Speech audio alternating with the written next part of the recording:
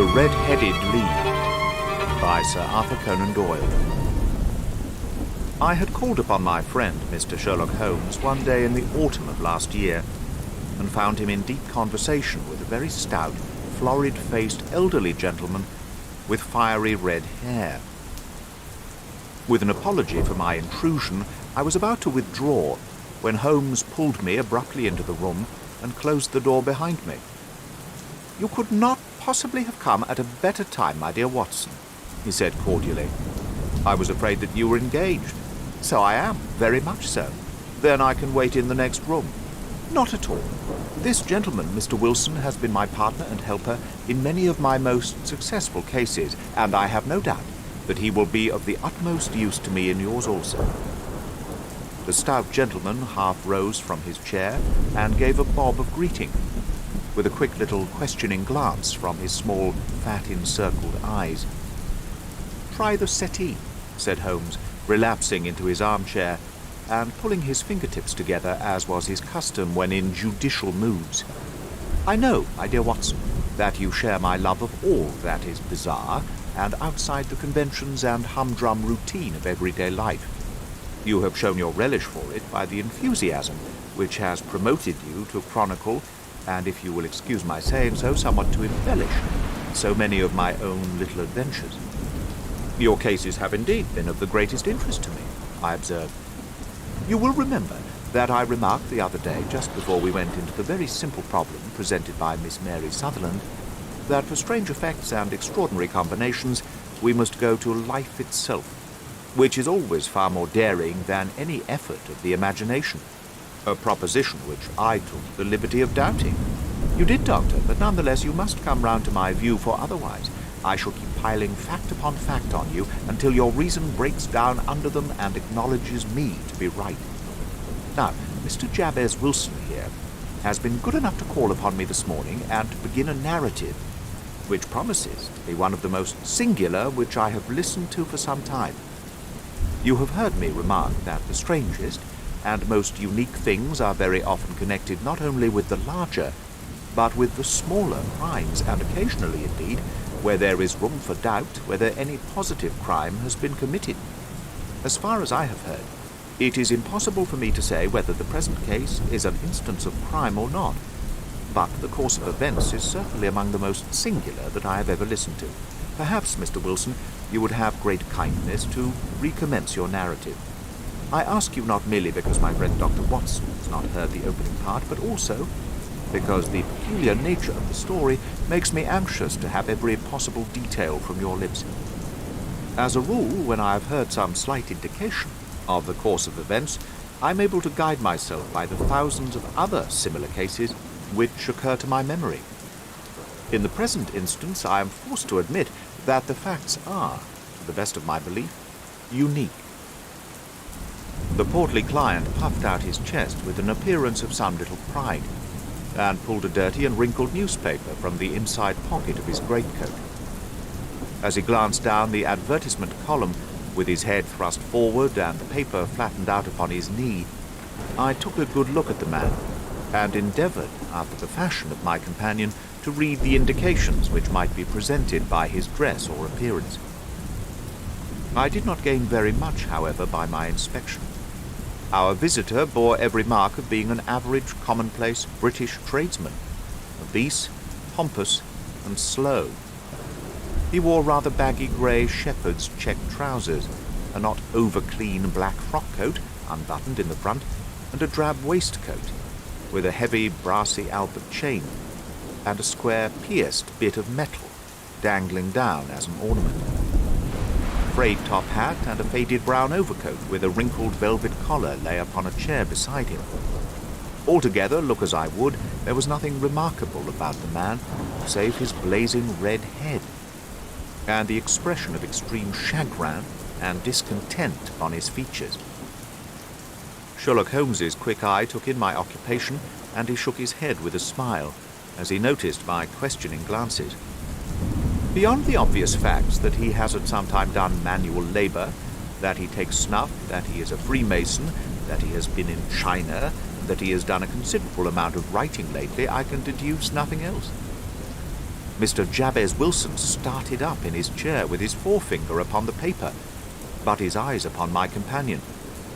"How, in the name of good fortune, did you know all that, Mr. Holmes?" he asked. "How did you know, for example, that I did manual labour? It's as true as gospel, and I began as a ship's carpenter. Your hands, my dear sir. Your right hand is quite a size larger than your left. You have worked with it, and the muscles are more developed. Well, the snuff, then, and the Freemasonry. I won't insult your intelligence by telling you how I read that, especially as, rather against the strict rules of your order, you use an arc and compass breastpin. Ah, of course, I forgot that. But the writing. What else can be indicated by that right cuff so very shiny for 5 inches, and the left one with the smooth patch near the elbow where you rested upon the desk? Well, but China. The fish which you have tattooed immediately above your right wrist could only have been done in China. I have made a small study of tattoo marks, and have even contributed to the literature of the subject. That trick of staining the fish's scales of a delicate pink is quite peculiar to China. When, in addition, I see a Chinese coin hanging from your watch chain, the matter becomes even more simple." Mr. Jabez Wilson laughed heavily. "Well, I never," said he. "I thought at first you'd done something clever, but I see that there was nothing in it after all."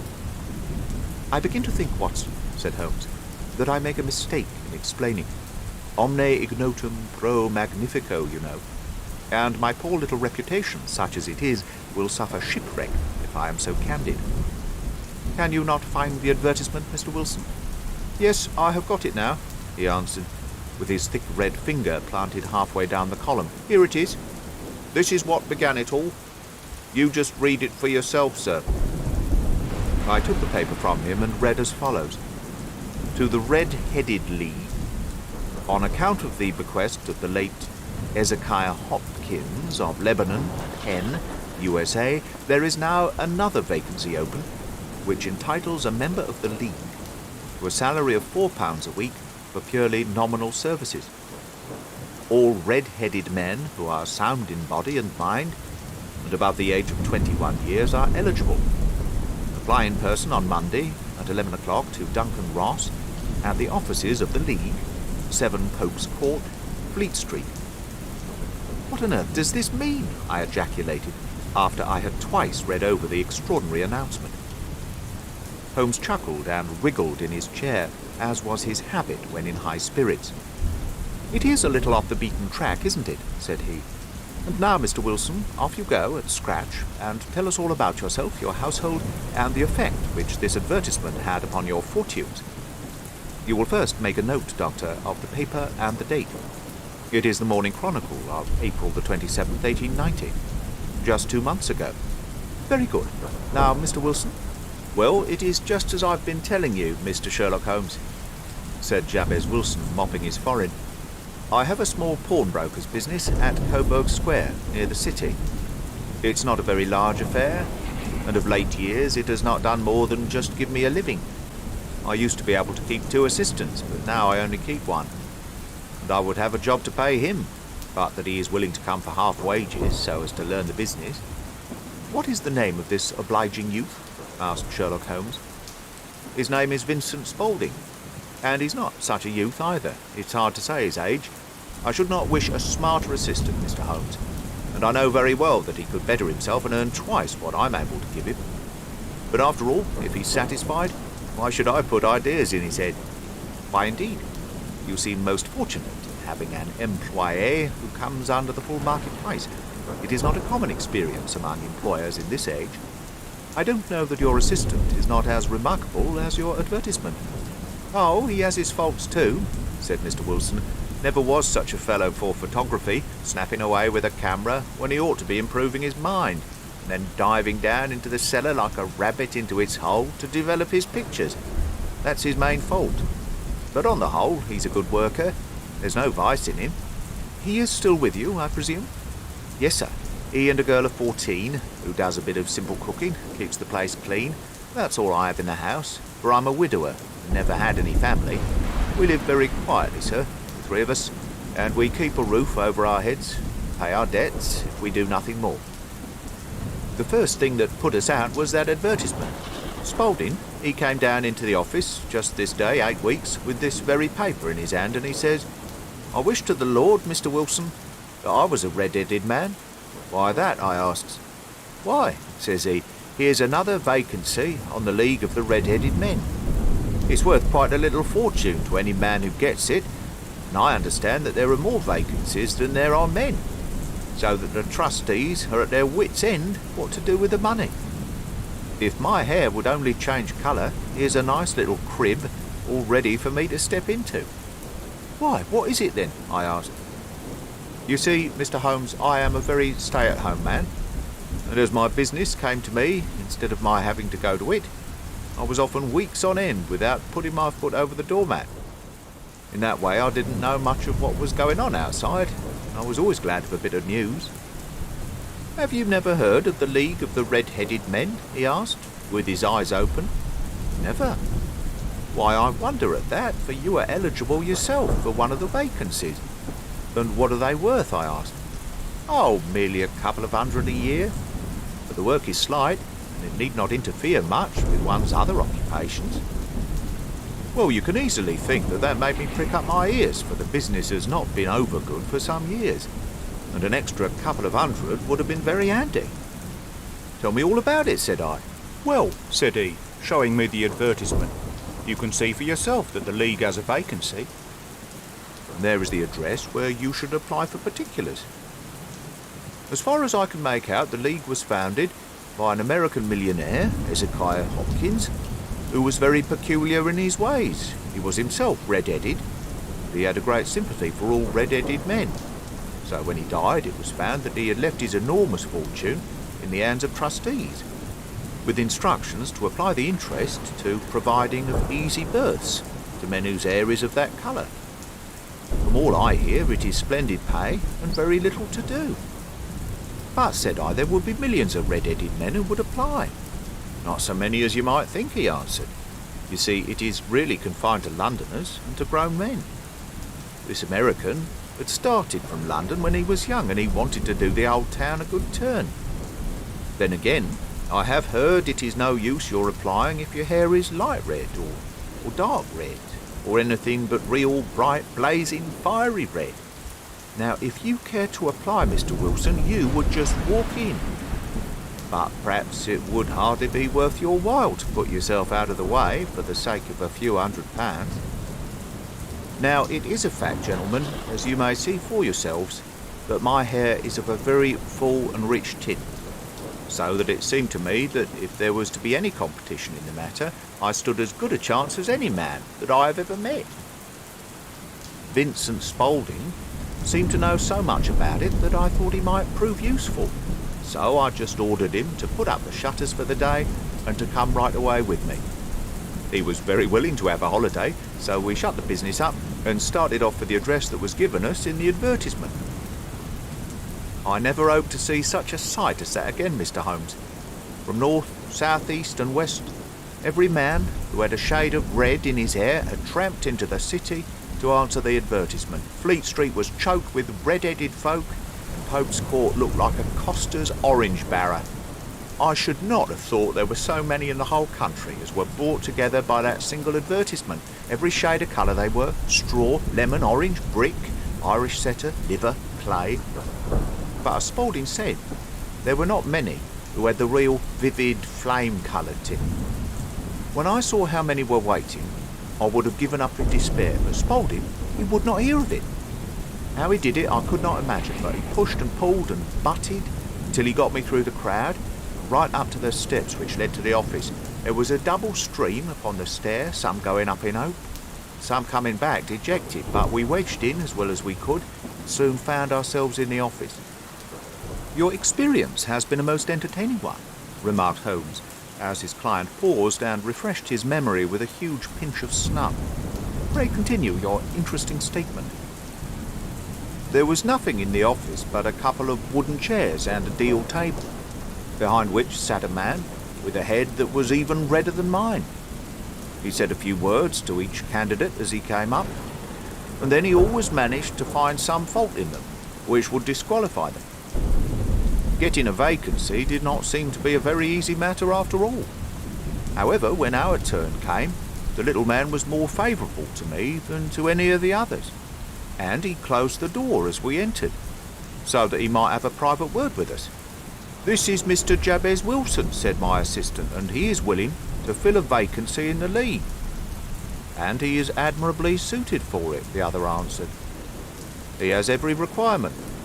I cannot recall when I've seen anything so fine." He took a step backwards, cocked his head on one side, and gazed at my hair till I felt quite bashful. Then suddenly plunged forward, wrung my hand, and congratulated me on my success. "It would be injustice to hesitate," said he. "You will, however, I am sure, excuse me for taking an obvious precaution." With that he seized my hair in both his hands and tugged until I yelled with pain. "There is water in your eyes," said he as he released me. "I perceive that all is as it should be. But we have to be careful, for we have twice been deceived by weeks, and once by paint. I could tell you tales of cobbler's wax which would disgust you with human nature." He stepped over to the window and shouted through it at the top of his voice that the vacancy was filled. A groan of disappointment came up from below, and the folk all trooped away in different directions, until there was not a red head to be seen except my own and that of the manager. "My name," said he, "is Mr. Duncan Ross, and I am myself one of the pensioners upon that fund left by our noble benefactor. Are you a married man, Mr. Wilson? Have you any family?" I answered that I had not. His face fell immediately. "Dear me," he said gravely, "that is very serious indeed. I'm sorry to hear you say that. The fund was, of course, for the propagation and spread of the Reddits, as well as for their maintenance. It is exceedingly unfortunate that you should be a bachelor." My face lengthened at this, Mr. Holmes, for I thought that I was not to have the vacancy after all. But after thinking it over for a few minutes, he said that it would be all right. "In the case of another," said he, "the objection might be fatal. But we must stretch a point. In favour of a man with such a head of hair as yours, when shall you be able to enter upon your new duties?" "Well, it is a little awkward, for I have a business already," said I. "Oh, never mind about that, Mr. Wilson," said Vincent Spaulding. "I shall be able to look after that for you." "What would be the hours?" I asked. 10 to 2. Now, a pawnbroker's business is mostly done of an evening, Mr. Holmes, especially Thursday and Friday evening, which is just before payday, so it would suit me very well to earn a little in the mornings. Besides, I knew that my assistant was a good man, and that he would see to anything that turned up. "That would suit me very well," said I. "And the pay?" "Is £4 a week." "And the work?" "Is purely nominal." "What do you call purely nominal?" "Well, you have to be in the office, or at least in the building the whole time. If you leave, you forfeit your whole position forever. The will is very clear upon that point. You don't comply with the conditions if you budge from the office during that time." "It's only 4 hours a day, and I should not think of leaving," said I. "No excuse will avail," said Mr. Duncan Ross, "neither sickness nor business nor anything else. There you must stay, or you lose your billet." "And the work?" "Is to copy out the Encyclopedia Britannica. There is the first volume of it in that press. You must find your own ink, pens and blotting paper, but we provide this table and chair. Will you be ready tomorrow?" "Certainly," I answered. "Then goodbye, Mr. Jabez Wilson, and let me congratulate you once more on the important position which you have been fortunate enough to gain." He bowed me out of the room, and I went home with my assistant, hardly knowing what to say or do, I was so pleased at my own good fortune. Well, I thought over the matter all day, and by evening I was in low spirits again, for I had quite persuaded myself that the whole affair must be some great hoax or fraud, though what its object might be I could not imagine. It seemed altogether past belief that anyone could make such a will, or that they would pay such a sum for doing anything so simple as copying out the Encyclopedia Britannica. Vincent Spaulding did what he could to cheer me up, but by bedtime I'd reasoned myself out of the whole thing. However, in the morning I determined to have a look at it anyhow, so I bought a penny bottle of ink, and with a quill pen and 7 sheets of foolscap paper, I started off for Pope's Court. Well, to my surprise and delight, everything was as right as possible. The table was set out ready for me, and Mr. Duncan Ross was there to see that I got fairly to work. He started me off upon the letter A, and then he left me. But he would drop in from time to time to see that all was right with me. At 2 o'clock he bade me good day, complimented me upon the amount that I had written, and locked the door of the office after me. This went on day after day, Mr. Holmes, and on Saturday the manager came in and planked down 4 golden sovereigns for my week's work. It was the same next week, and the same the week after. Every morning I was there at 10, and every afternoon I left at 2. By degrees, Mr. Duncan Ross took to coming in only once of a morning, and then, after a time, he did not come in at all. Still, of course, I never dared to leave the room for an instant, for I was not sure when he might come. And the billet was such a good one, and suited me so well that I would not risk the loss of it. 8 weeks passed away like this, and I had written about abbots and archery and armour and architecture and Attica, and hoped with diligence that I might get on the bees before very long. It cost me something in foolscap, and I pretty nearly filled a shelf with my writings. And then suddenly the whole business came to an end. To an end. Yes, sir, and no later than this morning. I went to my work as usual at 10 o'clock, but the door was shut and locked, with a little square of cardboard hammered onto the middle of the panel with a tack. Here it is, and you can read for yourself. He held up a piece of white cardboard about the size of a sheet of notepaper. It read in this fashion: "The Red-Headed League is dissolved. October the 9th, 1890. Sherlock Holmes and I surveyed this curt announcement, and the rueful face behind it, until the comical side of the affair so completely overtopped every other consideration that we both burst into a roar of laughter. "I cannot see that there is anything very funny," cried our client, flushing up to the roots of his flaming head. "If you can do nothing better than laugh at me, I can go elsewhere."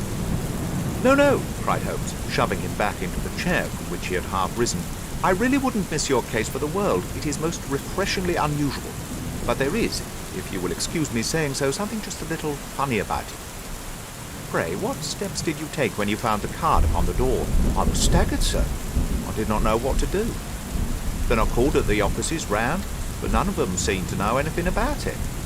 Finally, I went to the landlord, who is an accountant living on the ground floor, and I asked him if he could tell me what had become of the Red-Headed League.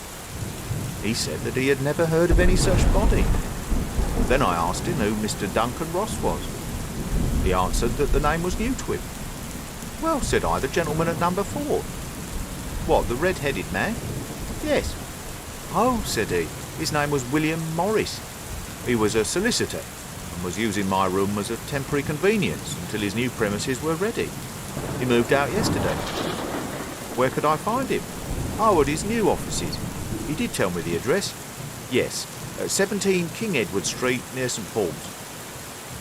I started off, Mr. Holmes, but when I got to that address it was a manufactory of artificial kneecaps.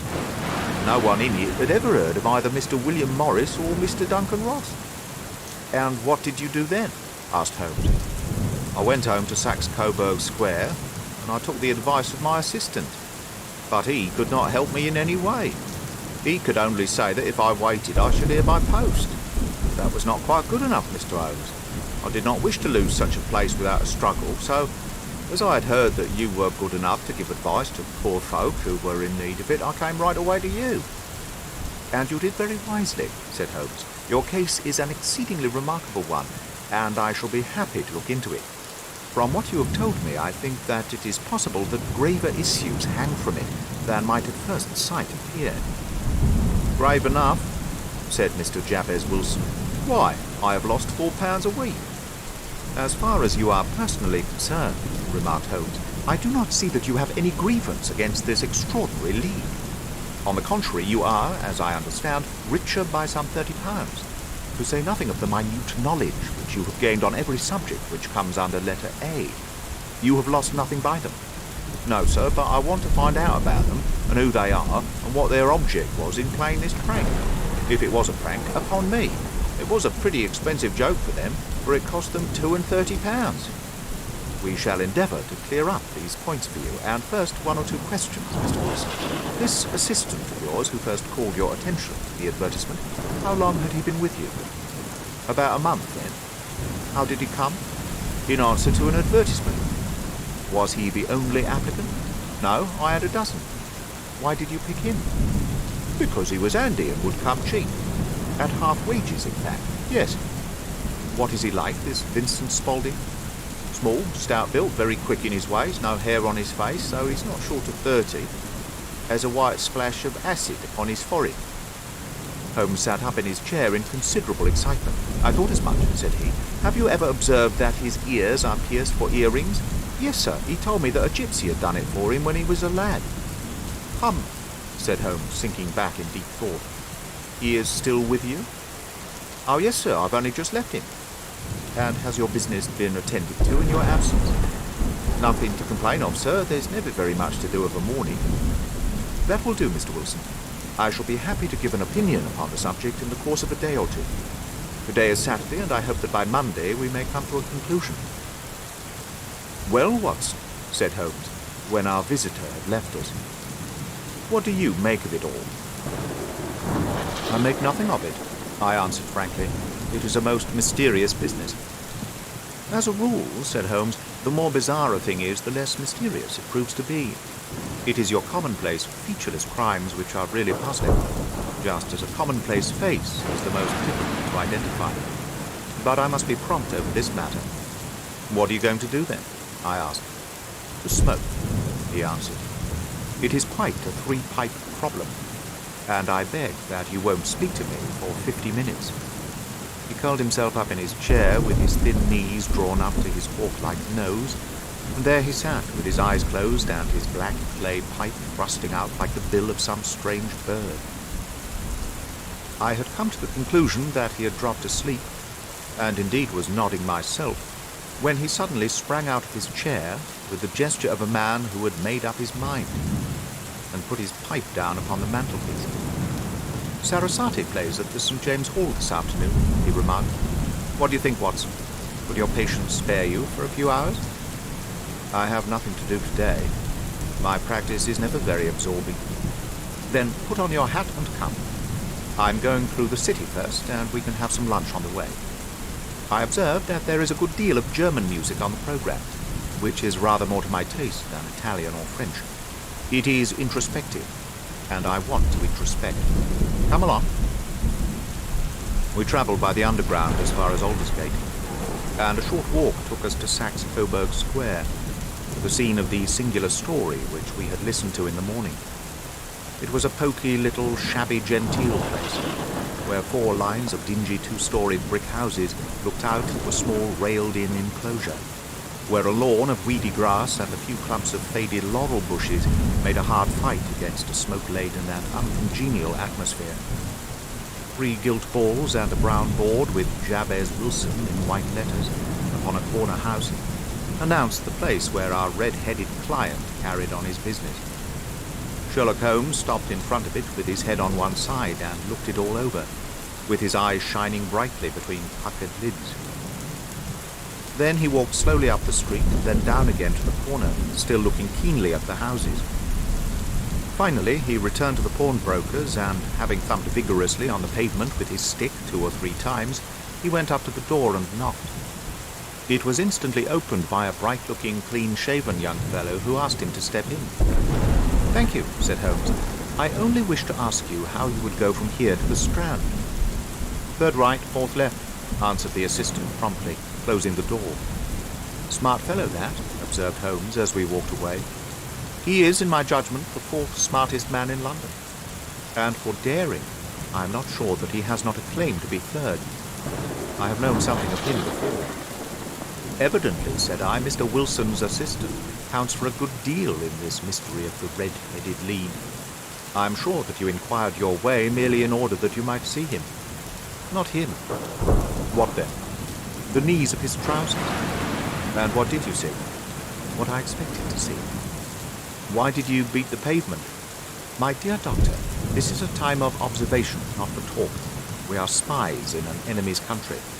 We know something of Saxe-Coburg Square. Let us now explore the paths which lie behind it. The road in which we found ourselves as we turned round the corner from the retired Saxe-Coburg Square presented as great a contrast to it as the front of a picture does the back. It was one of the main arteries which conveyed the traffic of the city to the north and west. The roadway was blocked with the immense stream of commerce flowing in a double tide inwards and outwards, while the footpaths were black with the hurrying swarm of pedestrians. It was difficult to realize, as we looked at the line of fine shops and stately business premises, that they really abutted on the other side upon the faded and stagnant square which we had just quitted. "Let me see," said Holmes, standing at the corner and glancing along the line. "I should like just to remember the order of the houses here. It is a hobby of mine to have exact knowledge of London. There is Mortimer's, the tobacconist, the little newspaper shop, the Coburg branch of the City and Suburban Bank, the vegetarian restaurant, and McFarlane's carriage building depot. That carries us right on to the other block. And now, Doctor, we've done our work, so it's time we had some play. A sandwich and a cup of coffee, and then off to Violin Land, where all is sweetness and delicacy and harmony. There are no red-headed clients to vex us with their conundrums." My friend was an enthusiastic musician, being himself not only a very capable performer, but a composer of no ordinary merit. All the afternoon he sat in the stalls wrapped in the most perfect happiness, gently waving his long thin fingers in time to the music, while his gently smiling face and his languid, dreamy eyes were as unlike those of Holmes the sleuth-hound, Holmes the relentless, keen-witted, ready-handed criminal agent, as it was possible to conceive. In his singular character, the dual nature alternately asserted itself, and his extreme exactness and astuteness represented, as I have often thought, the reaction against the poetic and contemplative mood which occasionally predominated in him.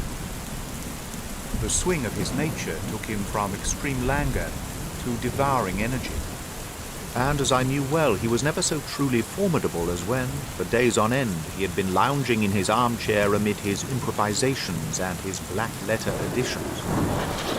Then it was that the lust of the chase would suddenly come upon him, and that his brilliant reasoning power would rise to the level of intuition, until those who were unacquainted with his methods would look askance at him, as on a man whose knowledge was not that of other mortals. When I saw him that afternoon, so enwrapped in the music at St. James's Hall, I felt that an evil time might be coming upon those whom he had set himself to hunt down. "You want to go home, no doubt, Doctor," he remarked as we emerged. "Yes, it would be as well. And I have some business to do which will take some hours. This business at Coburg Square is serious." "Why serious?" "A considerable crime is in contemplation. I have every reason to believe that we shall be in time to stop it. But today being Saturday rather complicates matters. I shall want your help tonight." "At what time?" 10 will be early enough. "I shall be at Baker Street at 10. "Very well. And I say, Doctor, there may be some little danger, so kindly put your army revolver in your pocket."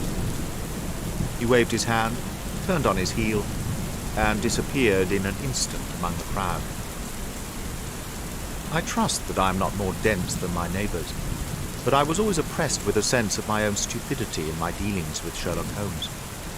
Here I had heard what he had heard. I had seen what he had seen.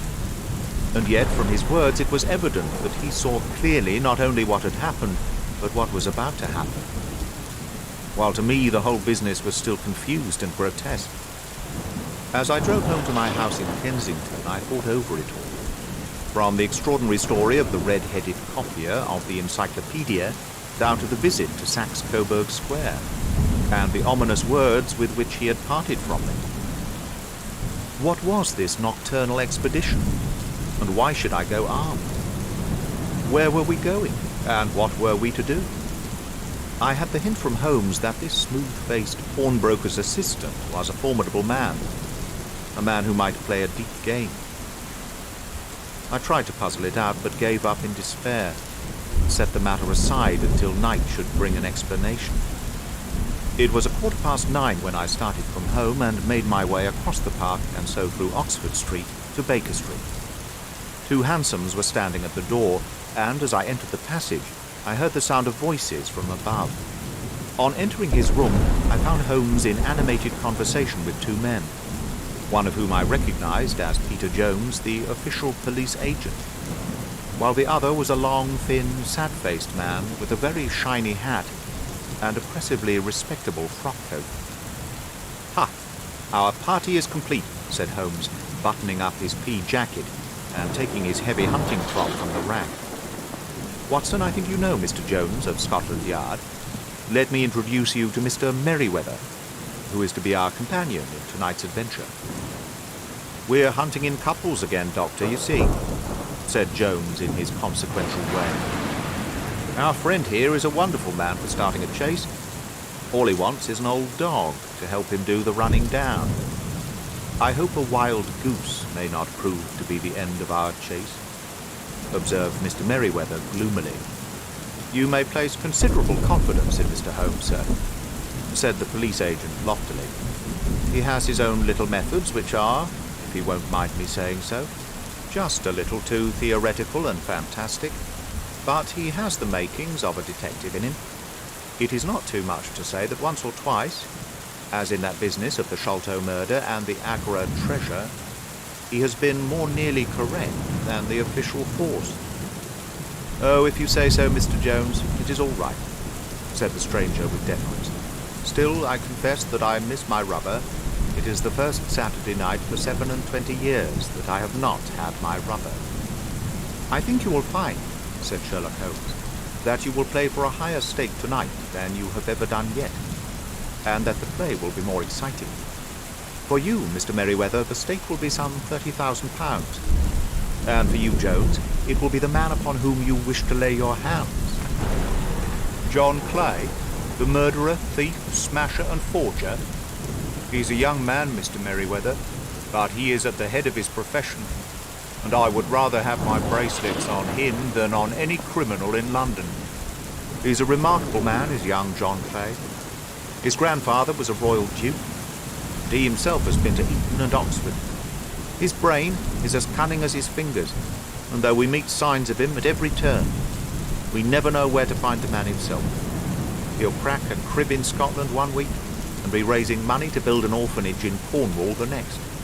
I've been on his tracks for years and have never set eyes on him yet. I hope that I may have the pleasure of introducing you tonight. I've had 1 or 2 little turns also with Mr. John Clay, and I agree with you that he is at the head of his profession. It is past 10, however, and quite time we started. If you two will take the first hansom, Watson and I will follow in the second."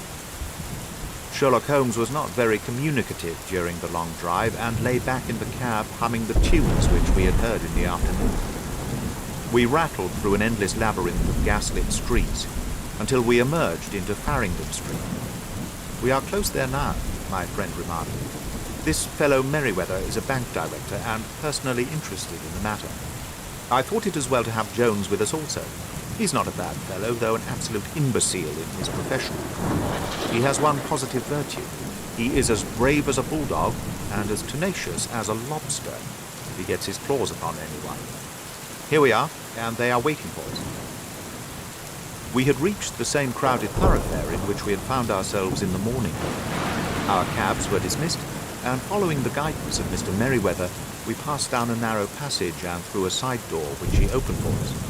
Within there was a small corridor which ended in a very massive iron gate.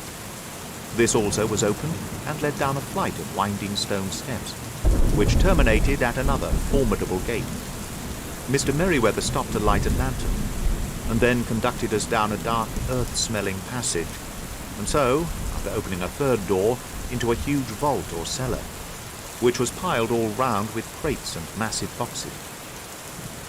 "You are not very vulnerable from above," Holmes remarked, as he held up the lantern and gazed about him. "Nor from below," said Mr. Merryweather, striking his stick upon the flags which lined the floor. "Why, dear me, it sounds quite hollow," he remarked, looking up in surprise. "I must really ask you to be a little more quiet," said Holmes severely. "You have already imperiled the whole success of our expedition. Might I beg that you would have the goodness to sit down upon one of those boxes and not to interfere?" The solemn Mr. Merryweather perched himself upon a crate, with a very injured expression upon his face, while Holmes fell upon his knees upon the floor, and with the lantern and a magnifying glass began to examine minutely the cracks between the stones. A few seconds later sufficed to satisfy him, for he sprang to his feet again and put his glass in his pocket. "We have at least an hour before us," he remarked, "for they can hardly take any steps until the good pawnbroker is safely in bed. Then they will not lose a minute, for the sooner they do their work, the longer time they will have for their escape. We are at present, Doctor, as no doubt you divined, in the cellar of the City branch of one of the principal London banks. Mr. Merryweather is the chairman of directors, and he will explain to you that there are reasons why the more daring criminals of London should take a considerable interest in this cellar at present. It is our French gold," whispered the director. "We have had several warnings that an attempt might be made upon it." "Your French gold?" "Yes. We had occasion some months ago to strengthen our resources and borrowed, for that purpose, 30,000 Napoleons from the Bank of France. It has become known that we have never had occasion to unpack the money, and that it is still lying in our cellar. The crate upon which I sit contains 2,000 Napoleons packed between layers of lead foil. Our reserve of bullion is much larger at present than is usually kept in a single branch office, and the directors have had misgivings upon the subject." "Which were very well justified," observed Holmes. "And now it is time that we arranged our little plan. I expect that within an hour matters will come to a head. In the meantime, Mr. Merryweather, we must put the screen over that dark lantern." "And sit in the dark?" "I'm afraid so. I had brought a pack of cards in my pocket, and I thought that as we were a partie carré, you might have your rubber after all. But I see that the enemy's preparations have gone so far that we cannot risk the presence of a light. And first of all, we must choose our positions. These are daring men, and though we shall take them at a disadvantage, they may do us some harm, unless we are careful. I shall stand behind this crate, and do you conceal yourself behind those. Then, when I flash a light upon them, close in swiftly. If they fire, Watson, have no compunction about shooting them down." I placed my revolver cocked on the top of the wooden case behind which I crouched. Holmes shot the slide across the front of his lantern and left us in pitch darkness. Such an absolute darkness as I have never before experienced. The smell of hot metal remained, to assure us that the light was still there, ready to flash out at a moment's notice. To me, with my nerves worked up to a pitch of expectancy, there was something depressing and subduing in the sudden gloom, and in the cold, dank air of the vault. "They have but one retreat," whispered Holmes. "That is back through the house into Saxe-Coburg Square. I hope that you have done what I asked of you, Jones." "I have an inspector and 2 officers waiting at the front door." "Then we have stopped all the holes, and now we must be silent and wait." What a time it seemed. From comparing notes afterwards, it was but an hour and a quarter. Yet it appeared to me that the night must have almost gone, and the dawn be breaking above us. My limbs were weary and stiff, for I feared to change my position. Yet my nerves were worked up to the highest pitch of tension, and my hearing was so acute that I could not only hear the gentle breathing of my companion, but I could distinguish the deeper, heavier in-breath of the bulky Jones from the thin, sighing note of the bank director. From my position, I could look over the case in the direction of the floor. Suddenly my eyes caught the glint of a light. At first it was but a lurid spark upon the stone pavement. Then it lengthened out until it became a yellow line. And then, without any warning or sound, a gash seemed to open, and a hand appeared. A white, almost womanly hand, which felt about in the center of the little area of light. For a moment or more, the hand, with its writhing fingers, protruded out of the floor. Then it was withdrawn as suddenly as it appeared, and all was dark again, save for single lurid spark, which marked a chink between the stones. Its disappearance, however, was but momentary. With a rending, tearing sound, one of the broad white stones turned over upon its side and left a square gaping hole, through which streamed the light of a lantern. Over the edge there peeped a clean-cut, boyish face, which looked keenly about it, and then, with a hand on either side of the aperture, drew itself shoulder-high and waist-high, until one knee rested upon the edge. In another instant he stood at the side of the hole, and was hauling after him a companion, lithe and small like himself, with a pale face and a shock of very red hair. "It's all clear," he whispered. "Have you the chisel and the bags?" "Great Scott! Jump, Archie, jump, and I'll swing for it." Sherlock Holmes had sprung out and seized the intruder by the collar. The other dived down the hole, and I heard the sound of rending cloth as Jones clutched at his skirts. The light flashed upon the barrel of a revolver, but Holmes's hunting crop came down on the man's wrist, and the pistol clinked upon the stone floor. "It's no use, John Clay," said Holmes blandly. "You have no chance at all." "So I see," the other answered with the utmost coolness. "I fancy that my power is all right, though I see that you have got his coat-tail." "There are 3 men waiting for him at the door," said Holmes. "Oh, indeed. You seem to have done the thing very completely. I must compliment you." "And I you," Holmes answered. "Your red-headed idea was very new and effective." "You'll see your pal again presently," said Jones. "He's quicker at climbing down holes than I am. Just hold out while I fix the derbies." "I beg that you will not touch me with your filthy hand," remarked our prisoner, as the handcuffs clattered upon his wrists. "You may not be aware that I have royal blood in my veins. Have the goodness also, when you address me, always to say sir and please." "All right," said Jones, with a stare and a snigger.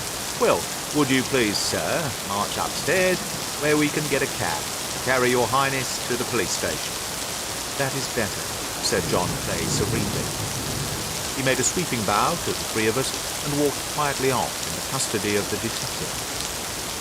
"Really, Mr. Holmes," said Mr. Merryweather, as we followed them from the cellar, "I do not know how the bank can thank you or repay you. There is no doubt that you have detected and defeated in the most complete manner one of the most determined attempts at bank robbery that have ever come within my experience. I have had 1 or 2 little scores of my own to settle with Mr. John Clay," said Holmes. "I have been at some small expense over this matter, which I shall expect the bank to refund. But beyond that, I am amply repaid by having had an experience which is in many ways unique, and by hearing the very remarkable narrative of the red-headed lead.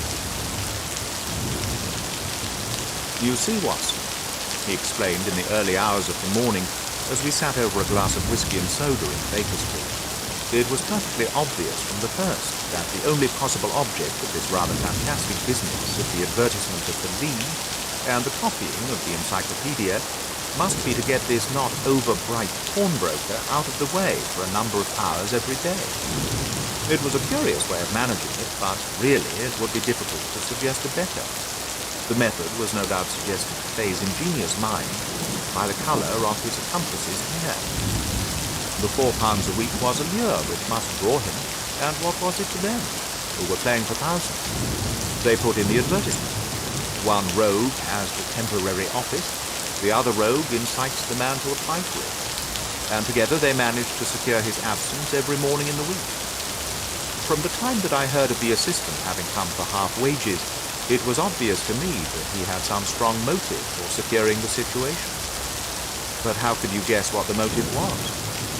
Had there been women in the house, I should have suspected a mere vulgar intrigue. That, however, was out of the question. The man's business was a small one, and there was nothing in his house which could account for such elaborate preparation and such an expenditure as they were at. It must then be something out of the house. What could it be?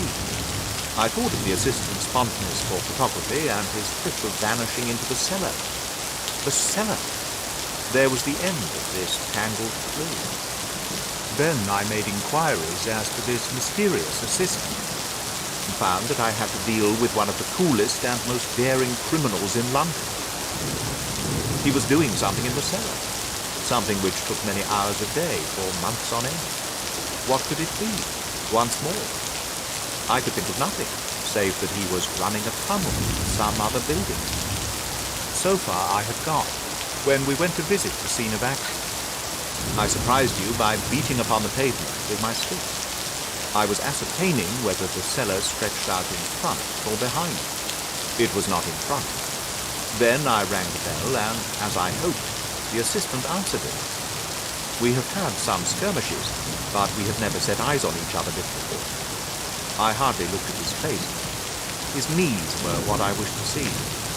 You must yourself have remarked how worn, wrinkled, and stained they were. They spoke of those hours of burrowing. The only remaining point was what they were burrowing for. I walked round the corner and saw that the City and Suburban Bank abutted on our friend's premises, and felt that I had solved my problem. When you drove home after the concert, I called upon Scotland Yard and upon the chairman of the bank directors, with the result that you have seen. And how could you tell that they would make their attempt tonight? I asked. Well, when they closed their league offices, that was a sign that they cared no longer about Mr. Jabez Wilson's presence. In other words, that they had completed their tunnel. But it was essential that they should use it soon, as it might be discovered, or the bullion might be removed. Saturday would suit them better than any other day, as it would give them 2 days for their escape. For all these reasons, I expected them to come tonight. You reasoned it out beautifully, I exclaimed in unfeigned admiration. It is so long a chain, and yet every link rings true. It saved me from ennui, he answered, yawning. Alas, I already feel it closing in upon me. My life is spent in one long effort to escape from the commonplaces of existence. These little problems help me to do so. And you are a benefactor of the race, said I. He shrugged his shoulders. Well, perhaps after all, it is of some little use, he remarked. L'homme sait rien, l'œuvre sait tout. As Gustave Flaubert wrote to Georges Sand.